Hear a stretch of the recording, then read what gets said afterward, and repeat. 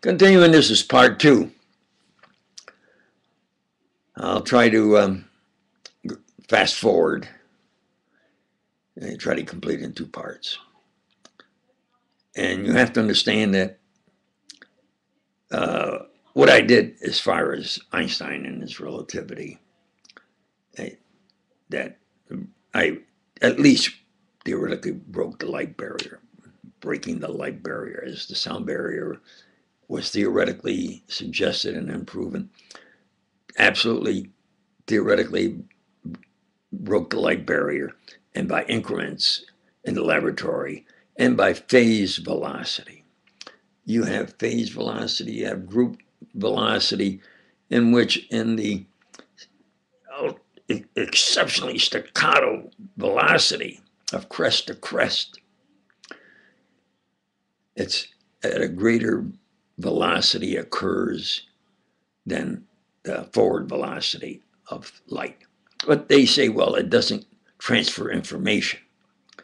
If you know that it is at a certain velocity per increment of time, I think that's similar to the velocity being at an increment of time information.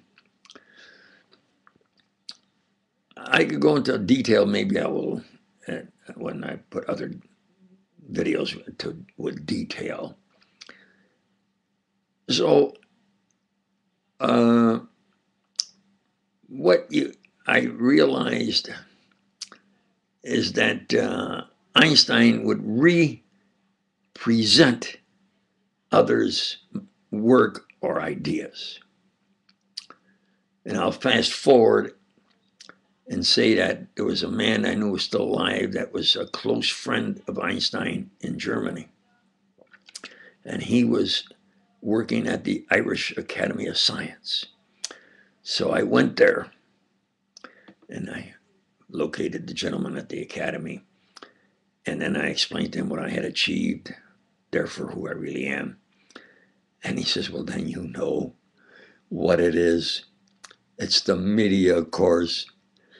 It's Einstein this, Einstein that. It's the media. They just hype it. It's, absurd. I says, well, now, in his original papers, there were no references. And I have, of course, my opinion, being polite. And in 1915, the general theory was really a refinement of the special theory, which was a representation of others' work. And that as far as light bending and Compton and rho, P equals MVR, P equals MV, it has to have mass, in my opinion. And it's proven because it was attracted by the gravity and the light bent. That's what it proved, that light has mass. Now, he then tried a unified field theory, because I said we were going to work together towards unified field theory, which I think was 1927. I said, I want to know exactly what happened with that, because it was retracted. He says, yeah. Yes. He says, I and our other close friends, as we reviewed it, said it was flawed, and we told him to retract it. But he was so stubborn, it took us a year to finally convince him to retract it. So you have to understand that Einstein represented, and Philip Leonard was real angry because he said and explained photoelectric effect. And Poincare was quite angry because Poincare put forward relativity, that relativity, relative motion. And he was an expert in mathematical physics, far and above what Einstein could ever do. The only thing Einstein ever did after 1915, he never put forward something he originated that was valid. Never. You go through all the work of who did what, when, where, and why, and how. Do you understand? The only thing that was left was E equals MC squared. So I would still support him and give him the benefit of the doubt. Until 6 months ago, when I realized in an Italian cultural society bulletin board, a man said, there's an Olinto di Pietro that put forward E equals MC squared 3 years before Einstein, and this is the truth. When I read that, I researched it, and there's a Professor Umberto Bartocci, B-A-R-T-O-C-C-I. He is a mathematician.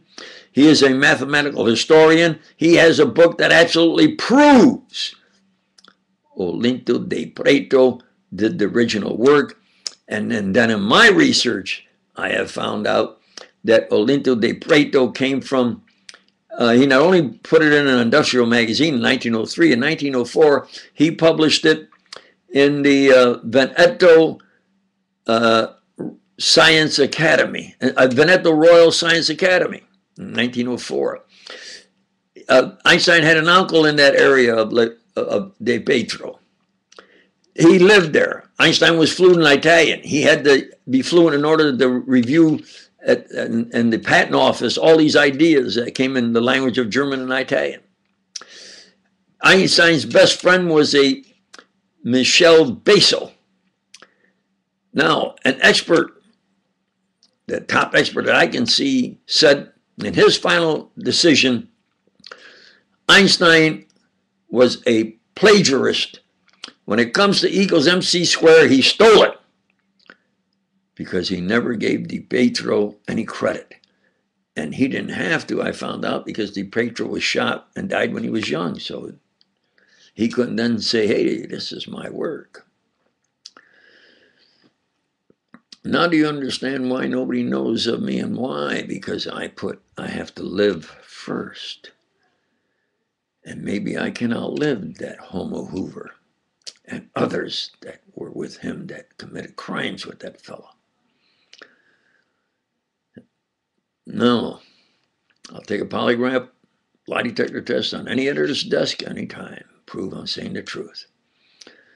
Now, here's my research, is that Olinto di Pietro had a brother, and this brother worked for a man that did technical work, and it was Olinto di Pietro's uncle, and his brother worked for his uncle, and Mr. Besso's son was Michel Besso, Einstein's closest friend who worked with him in the patent office. That close, they knew each other. Einstein, Mr. Besso with Einstein and